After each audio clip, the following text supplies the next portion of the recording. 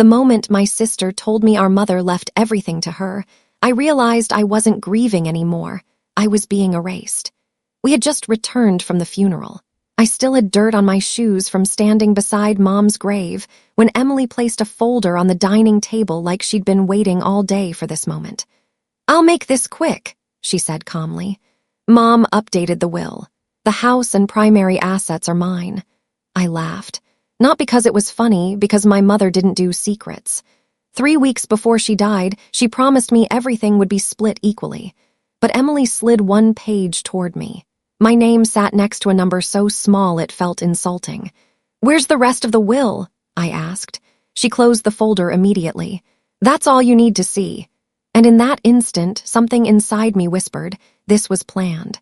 What I didn't know yet was that exactly 1 hour later, a lawyer would knock on the door and destroy her entire story. Nothing about Emily's behavior felt like grief. She wasn't crying. She wasn't reminiscing. She was organizing. Emails were already drafted. Property estimates printed. Even moving company quotes sat inside her folder. How could she move this fast unless she already knew what the will said? And why wouldn't she let me hold the documents? Every time I reached for the folder, she pulled it closer. "Legal things are complicated," she kept saying, but Mom loved explaining decisions. She hated misunderstandings, so why hadn't she told me? Another question kept circling my mind. Why did Emily keep checking the clock like she was racing against something? I didn't understand then, but she wasn't afraid of my reaction. She was afraid of timing. Before I go further, I want to ask you something. Have you ever had someone change overnight after money or responsibility entered the picture? Because I used to believe family loyalty was automatic. I thought shared childhood meant permanent trust. If you've ever felt blindsided by someone you loved, you'll probably recognize the feeling I had sitting at that table. And tell me, where are you watching from today? I always wonder how many different lives connect through stories like this. If emotional justice stories speak to you, stay with me here on Marrianne Tales. Some lessons only make sense once the truth finally shows up. My name is Claire. I'm 31 years old, and until that afternoon, I would have described my sister Emily as the most dependable person I knew. We grew up in a quiet suburb outside Columbus, Ohio. Nothing dramatic, nothing chaotic. Just a normal house, normal parents, and the kind of childhood that felt stable enough you assumed adulthood would follow the same rules. Emily was always the organized one. She color-coded her school binders before Pinterest existed. Teachers trusted her. Parents admired her. When something went wrong, adults instinctively looked to Emily for solutions. I was different, more emotional, more observant. The kid who noticed moods instead of schedules. Mom used to joke that Emily ran the family while I understood it. After Dad died from a sudden heart attack when I was 19, our dynamic changed permanently. Grief reorganized us. Mom leaned heavily on Emily for practical survival, finances, insurance, paperwork. Emily stepped up without hesitation. She handled conversations none of us wanted to have. I admired her for that. We all did. For years, our relationship felt strong. Weekly dinners, holidays together, long phone calls about work, relationships, and life decisions. There was never rivalry between us, at least not openly. When Mom was diagnosed with cancer last year, Emily naturally became the primary caregiver. She lived 10 minutes away while I was married and working full-time across town. At first, I felt relieved. Emily understood medical language. She asked the right questions. Doctors respected her confidence. Family members constantly praised her dedication. "You're so lucky to have Emily," relatives told me, and I agreed. During those months, I trusted her completely. But small things began changing. Emily started answering questions directed at Mom. Doctors spoke to Emily instead of both of us. Financial conversations happened without me present. Whenever I offered help, Emily reassured me everything was handled. "You focus on being emotional support," she'd say gently. It sounded kind, supportive, reasonable. Looking back, it also slowly removed me from decision-making. One afternoon, while Emily picked up prescriptions, Mom and I sat alone in the kitchen. She looked exhausted but clear-minded. "Claire," she said softly, "promise me something." I laughed. That sounds serious. She squeezed my hand. After I'm gone, don't rush anything. I thought she meant grieving, funeral arrangements. Letting go, I promised without asking questions. 2 weeks later, she mentioned updating her will. I finalized everything, she told me while folding towels. Equal, simple, no fighting between you girls. That sentence anchored itself in my memory. Equal, simple, no fighting. Which is why sitting across from Emily after the funeral felt surreal. Because nothing about what she presented matched the woman who raised us. And deep down, beneath grief and confusion, a quiet thought began forming.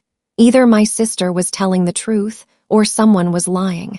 Emily didn't let me keep the paperwork. That bothered me more than the numbers. She gathered the pages quickly and returned them to her folder. I'll send copies later, she said. Later never came. The next morning she called at 7 a.m. We should list the house soon, she said immediately. The market's strong. I sat upright in bed. Already? It's practical. Practical. She used that word constantly now. Grief had barely begun, yet Emily spoke like a property manager closing a deal. I asked again for the full will. A long pause followed. Claire, do you trust me? The question flipped everything. If I said no, I sounded paranoid. If I said yes, I surrendered my doubts. So I said, of course, and hung up feeling strangely small. 3 days later, I returned to Mom's house alone. The study door, the room where Mom kept important documents, was locked. Emily had changed the lock. When I asked about it, she smiled tightly. Just protecting sensitive paperwork. From whom? That was the first moment suspicion outweighed grief. Something had shifted between us. And I could feel the story moving toward a truth neither of us was ready to say out loud. The spreadsheet arrived 3 days later. No phone call, no explanation. Just an email from Emily titled, Estate Distribution, Final Overview. I opened it while sitting at my kitchen counter, still in pajamas, coffee going cold beside me. At first I didn't understand what I was looking at. Columns of numbers, accounts, investments, property value estimates. Then my eyes landed on the final row. Emily Lawson, 94%. Claire Lawson, 6%. I reread it 5 times. 6%. It felt less like inheritance and more like a consolation prize. I called her immediately. She answered on the second ring, already sounding impatient. Yes, Emily, this has to be wrong. It isn't. Her tone stayed calm. Too calm. Mom promised everything would be equal. A sigh came through the phone. Claire, Mom changed her mind toward the end. She felt I carried more responsibility. The words hit harder than I expected. More responsibility. As if love could be measured in hours logged. I helped too, I said quietly. I'm not saying you didn't, she replied quickly. But I handled finances, medical decisions, daily care. Mom wanted stability. Stability. I noticed how carefully she framed everything. Never cruel. Never openly greedy, just logical enough to make me doubt myself. After we hung up, I sat there staring at the screen. Was I being selfish? Was grief making me irrational? Part of me wanted to accept her explanation just to avoid conflict. But another part remembered Mom's voice. Equal. Simple. Nothing about this felt simple. Within a week, relatives started calling. That's when things became deeply uncomfortable. My Aunt Carol said casually, Emily told us your mom wanted her to take charge financially. My cousin mentioned Emily had already discussed renovation plans for the house. Renovation plans. Before probate, before legal confirmation. Emily wasn't just handling paperwork. She was shaping the story. And somehow I had become the emotional younger sister who didn't understand the practical side. It was subtle social humiliation. No arguments, no accusations, just quiet repositioning. I felt myself being written out of my own family history. I kept replaying memories from Mom's final months. Emily answering questions before Mom could speak. Emily insisting she'd handle documents. Emily discouraging me from attending certain meetings because they were boring legal stuff. At the time, I interpreted it as protection. Now it felt like exclusion. I hated the thought forming in my mind. Because believing my sister might manipulate our dying mother felt almost unbearable. But doubt had already taken root. I returned to the house again one afternoon while Emily was out.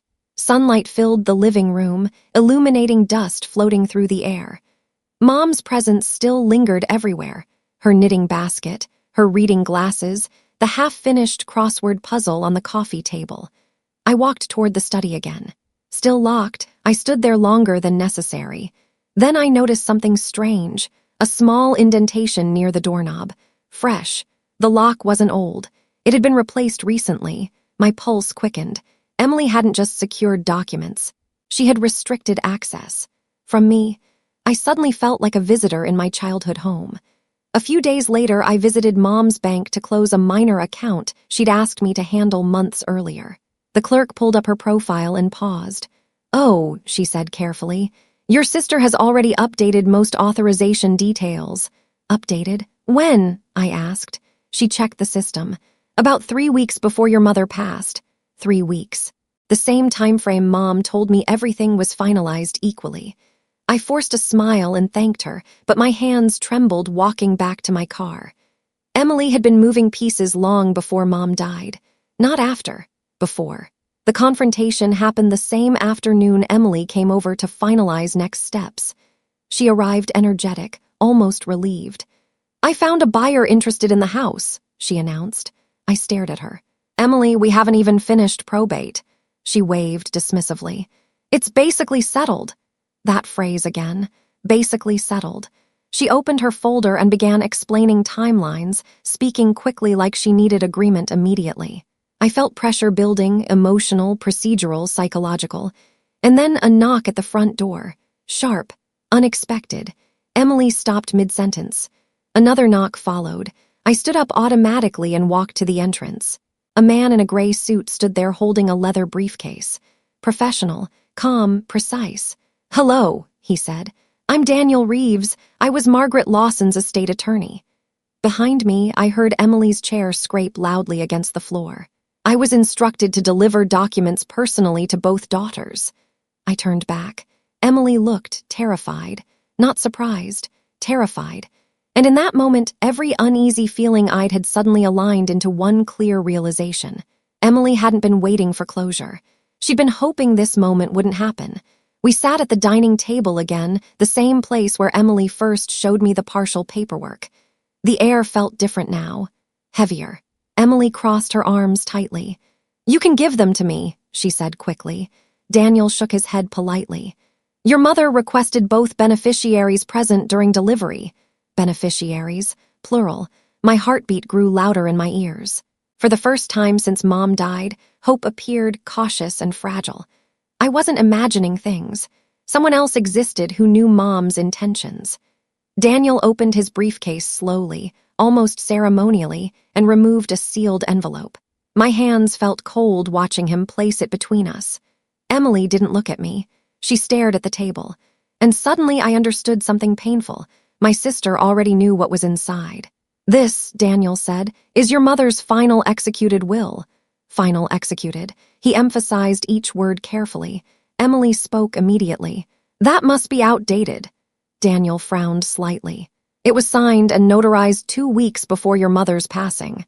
2 weeks. My chest tightened. He began reading aloud.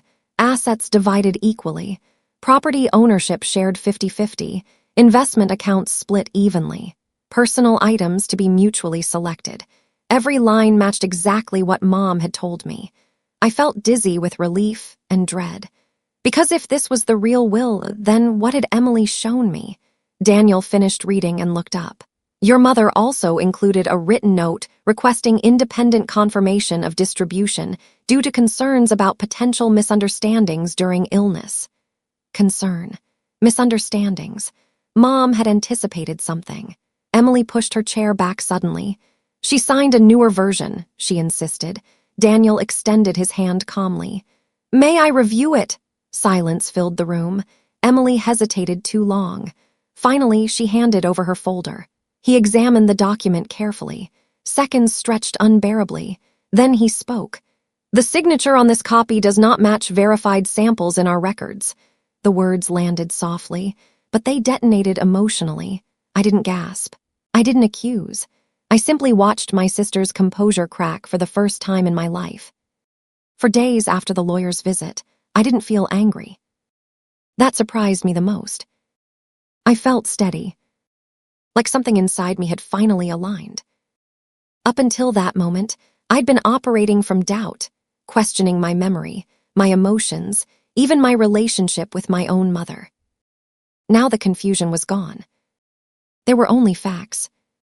And facts don't argue. Daniel Reeves filed an immediate notice freezing all estate actions until verification finished. No property sales, no account transfers, no legal filings. Emily lost control overnight. And I watched the change happen in real time. She stopped calling constantly, stopped speaking with authority, stopped using phrases like, "I already handled it." Instead, she sent short messages. "We need to talk. This is getting blown out of proportion. You know I'd never hurt you." But something had shifted inside me. I didn't rush to reassure her anymore. For the first time in my life, I waited before responding. We met at a quiet cafe a few days later. Emily arrived early, already seated, fingers wrapped tightly around a coffee cup she wasn't drinking. She looked exhausted. Not grieving exhausted. Cornered exhausted. The moment I sat down, she leaned forward. "You told the lawyer I forged something." "I didn't tell him anything," I said calmly. "He compared documents." Her jaw tightened. "You don't understand how stressful everything was." There it was. Not denial. Justification. "I was managing Mom's care alone," she continued. "You visited, I lived it." Her voice shook, anger mixed with desperation. I listened quietly. Months earlier, I would have apologized immediately. This time I didn't. "I never questioned how much you did," I said. "I questioned why Mom's wishes suddenly changed." She looked away. For a long moment, neither of us spoke.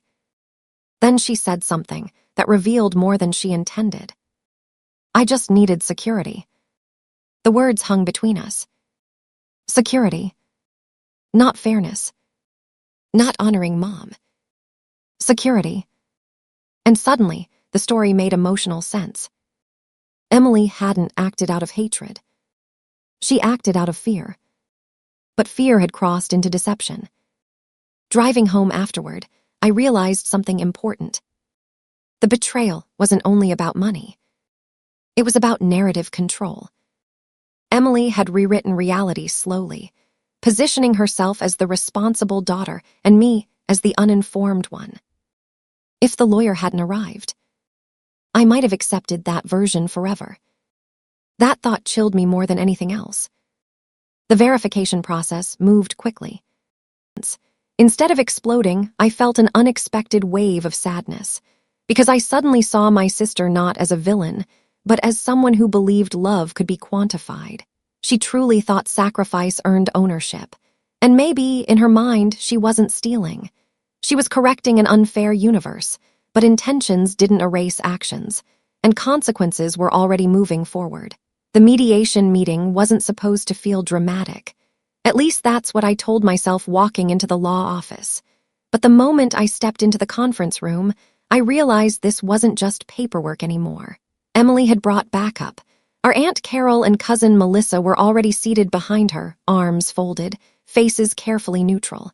People who, weeks earlier, had gently suggested I was taking things too emotionally. Now they weren't neutral. They were watching me, like they had already chosen a side. Emily didn't look at me. She looked prepared. That should have been my first warning. Daniel Reeves placed 2 folders on the table. One was thick, official, stamped with legal verification. The other was the version Emily had submitted. "Before we proceed," Daniel said calmly, "there is a discrepancy that must be addressed." Emily leaned forward immediately. "There's no discrepancy. I already explained." "Miss Lawson," he interrupted gently, "you haven't been given full context yet." That made her pause just slightly, and I noticed it. Daniel turned one page toward the room. This document was submitted as the final will. Then he placed another beside it. "This is the executed will filed with the attorney's office 2 weeks before passing." The room shifted. Even Carol leaned forward now. The signatures were different. The formatting wasn't even close. Emily exhaled sharply. "That's not possible," she said. "Mom signed that in front of me." I felt my chest tighten, because this was the first crack in her certainty, not mine. Hers. Daniel nodded once, like he was expecting this reaction. "That brings me to something your mother specifically documented." He opened a separate sealed file. "This is where things become important." Emily's posture stiffened. I remember thinking, this is it. The truth is finally about to land. But then Daniel paused, looked at the file again, and frowned slightly. That tiny expression changed the energy in the room completely. He wasn't confused. He was surprised. "I need to verify something," he said. And then he added something that didn't belong in any normal legal proceeding. "This version of events does not align with the hospital's witness affidavit." My stomach dropped. Emily finally looked up. "What affidavit?" Daniel didn't answer immediately. Instead, he flipped the page. And that's when the second micro-twist hit. "According to medical staff present at the time of signature, your mother was not alone with either of you when this document was allegedly signed." Silence. Not tension. Silence. Because that changed everything. If Mom was never alone, then Emily couldn't have witnessed what she claimed. And I couldn't have either. Which meant one thing: the moment she insisted the will was signed in front of her was already impossible. Emily's face tightened. "That's incorrect," she said quickly. "I was there." Daniel's voice stayed calm. "Then we will need to address why 3 hospital staff members independently confirm no private signing event occurred that day." Now the room wasn't just tense. It was unstable. Because suddenly this wasn't just about a will. It was about what actually happened in those final weeks. Carol shifted uncomfortably behind Emily. Melissa stopped looking confident. For the first time, Emily wasn't controlling the narrative. She was inside it and losing it. She turned slightly toward me, not angry, not confident, but sharp. "Claire, you know I was there."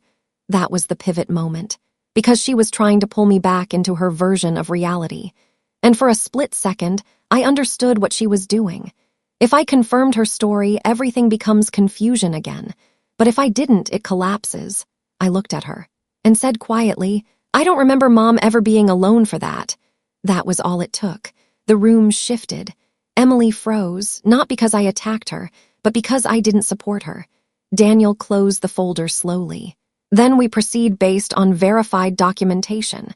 He placed the authenticated will in the center of the table. "This is the only legally recognized version." Emily sat back slowly, like something inside her had finally stopped resisting. Not defeated, just exposed. And that's when the room went quiet enough for the next words to land like a final strike. "Any attempt to distribute assets based on the alternate document will be considered invalid." No emotion, no drama, just closure. And for the first time, Emily had nothing left to argue against. The room didn't settle after Daniel mentioned the hospital affidavit. If anything, it got worse. Emily straightened instantly, like she was trying to physically push the accusation away. "That doesn't make sense," she said sharply. "I was there every day. I signed in. I spoke to doctors, ask anyone." Her voice rose slightly at the end, not confident anymore. Defensive. Daniel didn't react. That silence made it heavier. Then he said something that shifted the entire room again. "We did ask." Emily blinked. "What?" He turned another page in the file. "Hospital security logs, visitor records, nursing shift reports." He tapped the document once. "There is no record of you being present during the time frame you described." A pause. Then Emily laughed once short, disbelieving. "That's ridiculous. I was there constantly." But her voice cracked slightly on constantly. I noticed it. Everyone did. Carol shifted uncomfortably behind her. Melissa lowered her gaze. Emily leaned forward now, faster, more urgent. "Claire, you know I was there. You saw me there." Now it wasn't just legal. It was personal pressure. She was pulling me into her defense. I felt the room tighten around me. And for a second, I almost said nothing. Because I could see what she was doing. If I confirmed even a small detail, everything becomes uncertain again. But Daniel spoke before I could respond. "There is also something else." Emily froze mid-breath. He opened a separate sealed envelope, smaller, thicker, different from the others. This was not part of the estate file initially because it was discovered during secondary verification. He placed it down slowly. Your mother requested something unusual. That word, unusual, changed the tone instantly. Emily's expression tightened. I leaned forward slightly without realizing it. Daniel continued. She requested a witness audit of all individuals present during major medical decisions in her final weeks. A beat. Then he looked directly at Emily. And according to those logs, your presence decreases significantly during critical legal discussions. Emily's chair scraped slightly as she adjusted. That's not true, she said quickly. I handled everything. Daniel nodded once. That is what we initially assumed. He paused, then added, until we found your email drafts. That hit differently. Emily went still. I saw it, the microfreeze in her expression. What emails? She asked too fast. Daniel slid a printed sheet forward. These were sent from your account to a private legal consultant 3 weeks before your mother passed. My stomach dropped slightly. Emily didn't speak. She didn't move. Daniel continued calmly, but now the room felt tighter. The emails request guidance on estate control options in the event of limited time for official documentation. Silence, not courtroom silence. Personal silence, the kind that means everyone just heard something they weren't supposed to. Emily finally spoke, but softer now. I was asking for advice. That's not illegal. No, Daniel said. Then he paused. This next part is where clarification is required. He looked up. And this is where the second micro-twist landed fully. Because the consultant you contacted was not a neutral estate advisor. He turned the page. It was an attorney previously disbarred for document misrepresentation cases. The room changed temperature. Even Carol made a sound, small, involuntary. Emily turned her head slightly. What? Daniel didn't blink. And according to billing records, your account was used to request draft versions of alternate estate documentation templates. Now Emily stood up slightly from her chair. Not fully. Just enough to signal panic breaking through control. That's not what I did. But her voice wasn't firm anymore. It was unraveling. I felt it then, not satisfaction, not anger. Clarity. Because the story I had been trying to understand suddenly stopped being confusing. It was structured, intentional, and Daniel wasn't finished. There is one final confirmation required before we proceed. He turned to me now, not Emily. Me, and that shift made my chest tighten again. Claire, he said gently, were you ever asked to sign any financial or estate-related document in the last 6 months of your mother's life? I hesitated, because I remembered something. A moment I had dismissed. Emily had once brought a document to Mom's bedside. She said it was routine updates. Mom had been tired that day, confused. She had pushed it away. But Emily had insisted it was just administrative confirmation. I never signed anything, but I saw it, and I told him that. I didn't sign anything. Daniel nodded slowly. That aligns with medical staff statements. Then he added something quieter. Your mother refused all non-official documentation requests during that period. Emily let out a sharp breath. This is insane, she said suddenly. You're twisting everything. I took care of her. I sacrificed my life. Her voice broke slightly at life. And that's when I realized something important. This wasn't a composed defense anymore. It was collapse. Daniel closed the folder slowly. Intent does not override documentation. Then he placed the final will in the center again. This is the only legally recognized distribution. But the damage had already shifted, because now it wasn't just about the will. It was about everything leading up to it, and Emily knew it. She sat down slowly this time. No argument left, no strategy left, just silence. And for the first time in the entire meeting, no one looked at her like she was in control anymore. I didn't understand Emily's confidence at the mediation until I remembered something I almost ignored. The morning of the meeting, she came to the house early. Too early. I was still getting ready when I heard her voice in the kitchen, calm, controlled, already talking like she owned the space.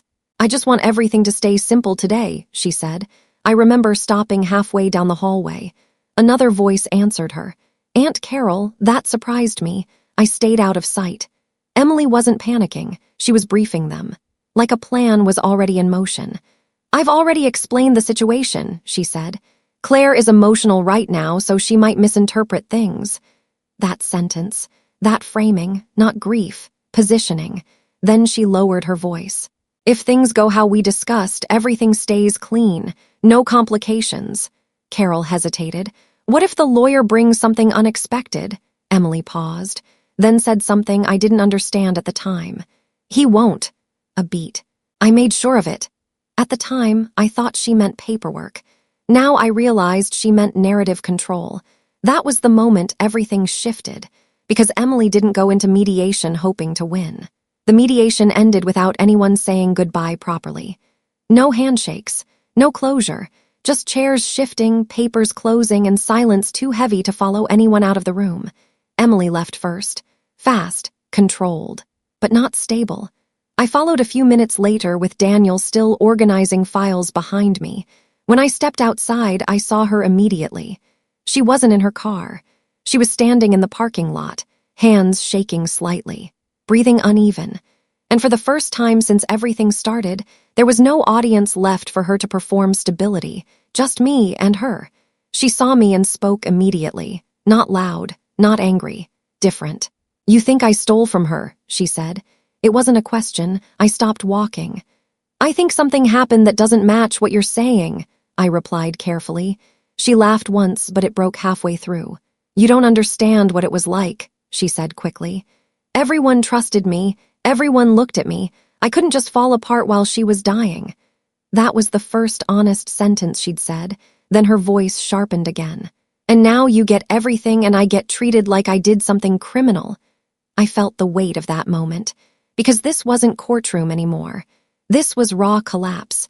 But before I could respond, another voice interrupted. "Emily," we both turned. Carol had followed us outside, and she looked unsettled, not angry, uncertain. "I didn't know about the email stuff," she said slowly. Emily's face tightened immediately. "There is no email stuff." But Carol stepped closer. "You told us she changed the will willingly." A pause. "You said Claire agreed." Emily turned sharply. "I said Mom made decisions." Carol shook her head slightly. "No, you said Claire was involved." That was the shift, because suddenly it wasn't just Emily versus me. It was Emily versus her own narrative, and Carol wasn't convinced anymore. Melissa came out next, then stopped when she saw the tension. Nobody spoke. Emily looked around at all of them. Her support system wasn't supporting anymore. It was questioning. And that's when her control finally cracked in public. "I was trying to protect everything," she said sharply, but her voice wasn't convincing anymore. It was defensive. And then I said something I didn't plan. "You didn't protect anything," I said quietly. "You controlled it." Silence. That landed harder than anything in the mediation room. Emily looked at me, really looked at me, like she was trying to find the version of me that would still soften this. But I wasn't softening anymore. And for the first time, she didn't have a response. She just stood there in the parking lot, surrounded by people who were no longer sure which version of the story was real. 2 days after the mediation, I thought it was finally over. It wasn't.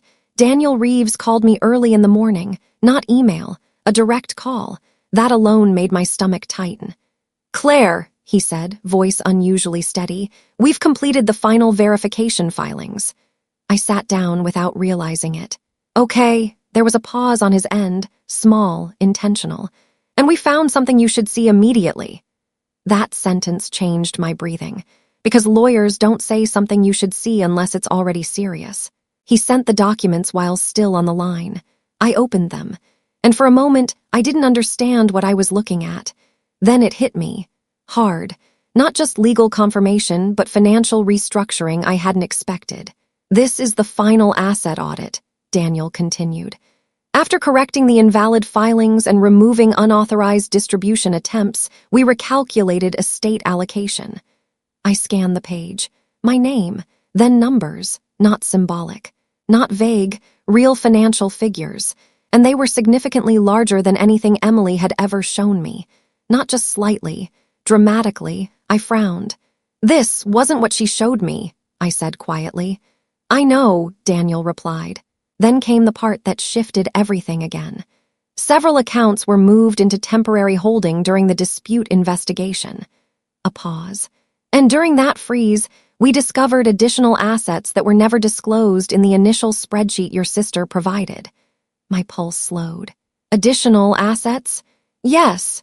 Then he said it, calmly, cleanly, like it was just paperwork.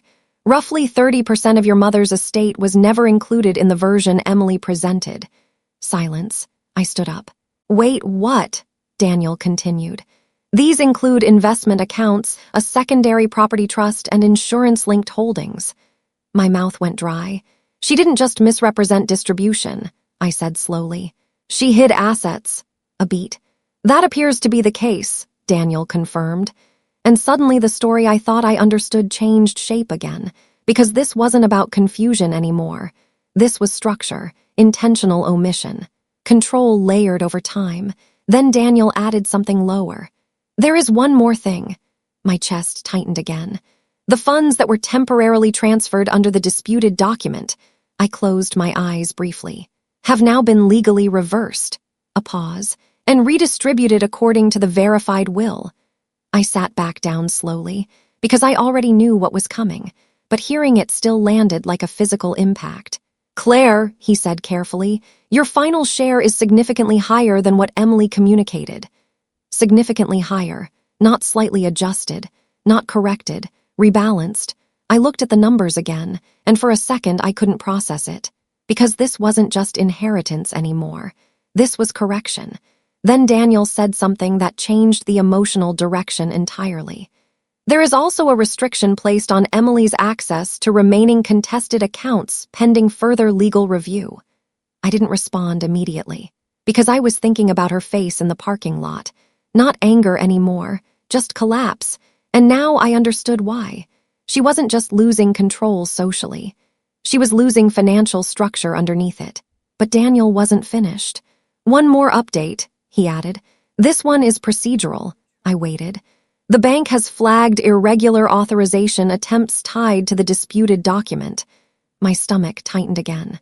And has initiated a formal review for potential misrepresentation during estate processing. I didn't speak for a moment. Then I asked quietly, is she going to be okay after this? It wasn't sympathy. It was reality settling in. Daniel didn't rush his answer.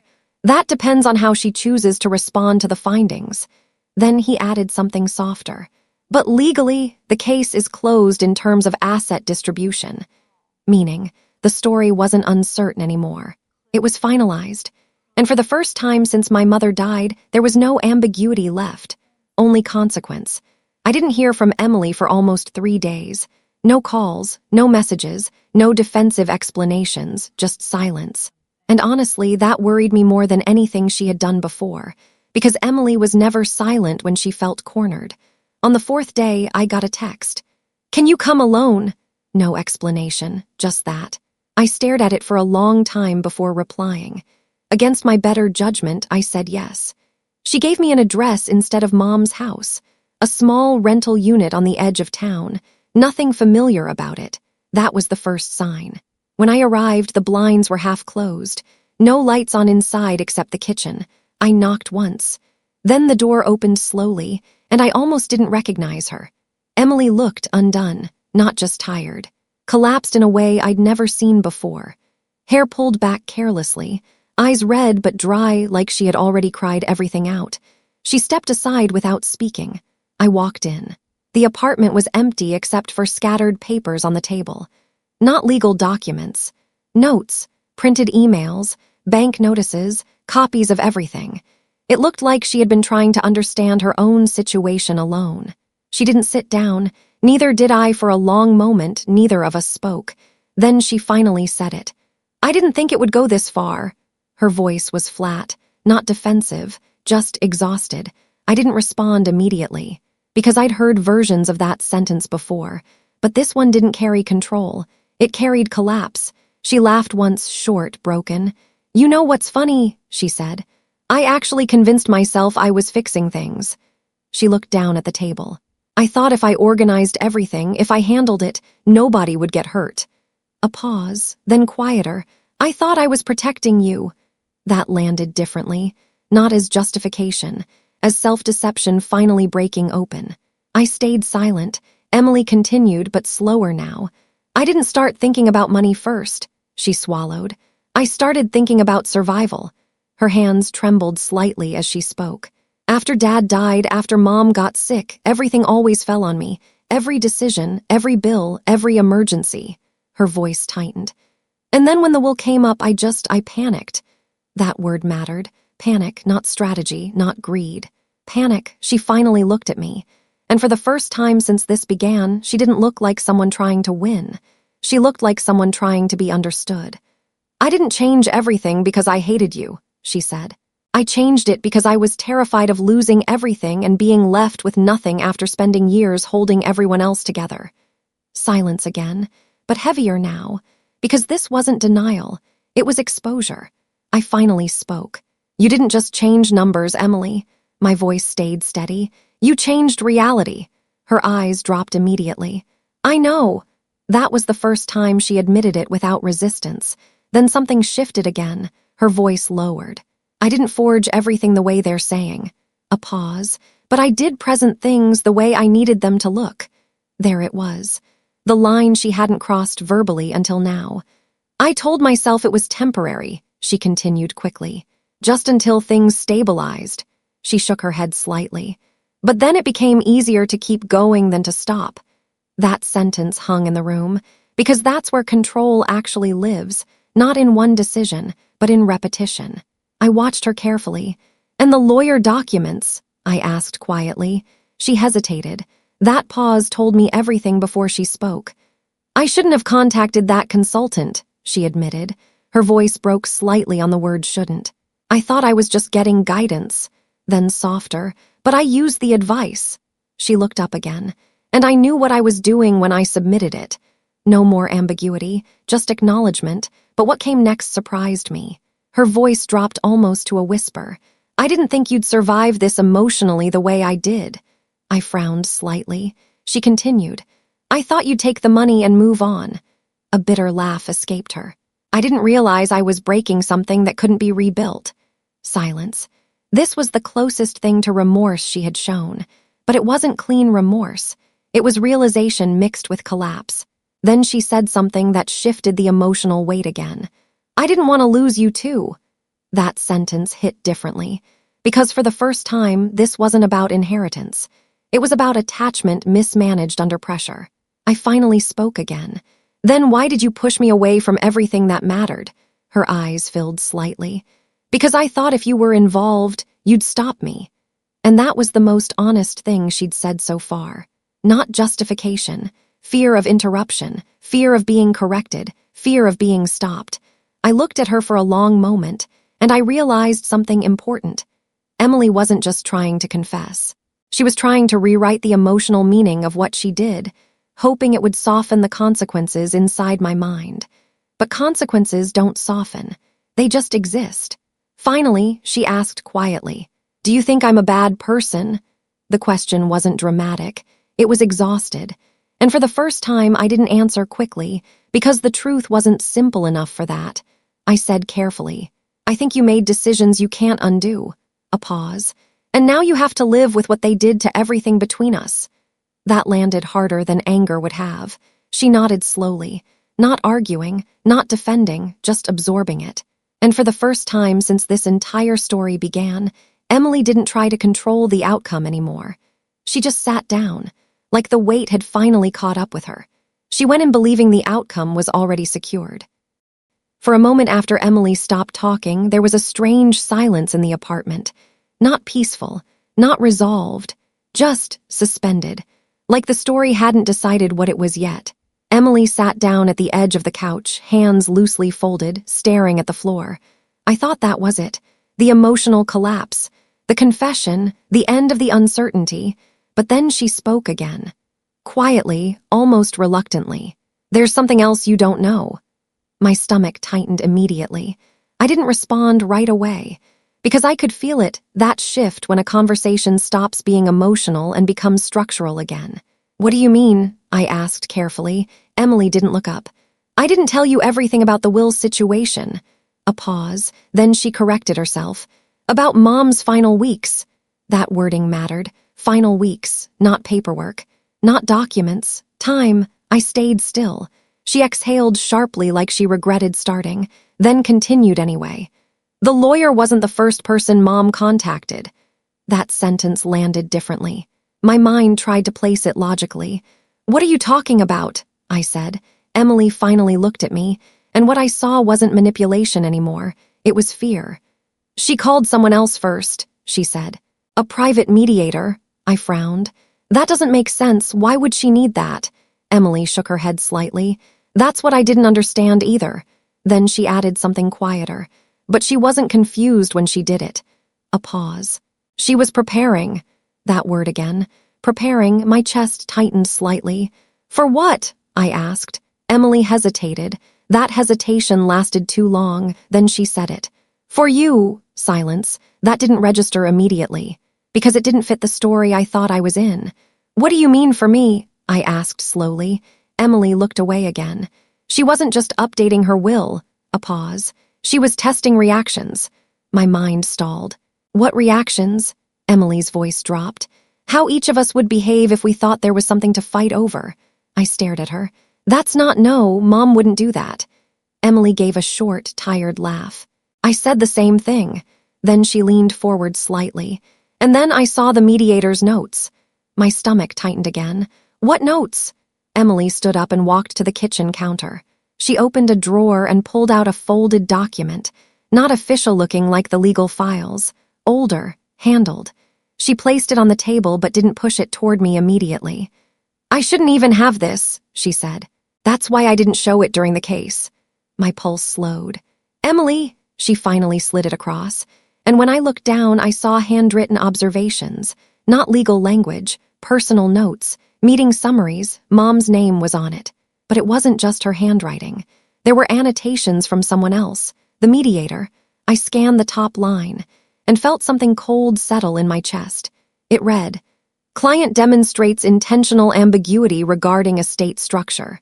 Recommend observing familial response patterns before final execution. I looked up immediately. What is this supposed to mean? Emily didn't answer right away. Then she said something that changed the entire tone of everything that came before it. It means Mom didn't just finalize her will once. A pause. She revised it depending on how people reacted. Silence. That didn't make sense in a normal inheritance story. Emily continued. She created multiple versions. My throat tightened slightly. Why would she do that? Emily shook her head. I don't think it was about money. Then she said the line that reframed everything. I think she was watching what we would do when we thought we might lose something. My mind immediately rejected it. No, I said. That's not. She wouldn't manipulate us like that. Emily looked at me directly now. No, she said quietly. She wouldn't call it manipulation. A pause. She would call it understanding us. Silence again. The room felt smaller now, because suddenly the story wasn't about Emily anymore, or me. It was about something deeper. Pattern observation, behavior testing, emotional response mapping, and I hated how quickly my brain started connecting moments I had ignored. Mom asking me about how things should be divided. Mom watching Emily's reactions during hospital meetings. Mom telling me not to rush judgment after she's gone. I swallowed. That doesn't prove anything, I said. Emily nodded. I know. Then she added the final piece. But there's one more document. My body went still. She hesitated, then spoke. One version of the will was never meant to be found during normal probate. My voice lowered. What do you mean? Emily looked at me. And this time there was no performance left, just exhaustion and certainty. It was sealed with instructions to only be opened if one of us contested the estate aggressively. A pause. And it wasn't the equal version. Silence. My stomach dropped. What was it then? Emily exhaled slowly and said, It depends on behavior. That sentence didn't resolve anything. It destroyed resolution entirely, because suddenly nothing about inheritance was stable anymore.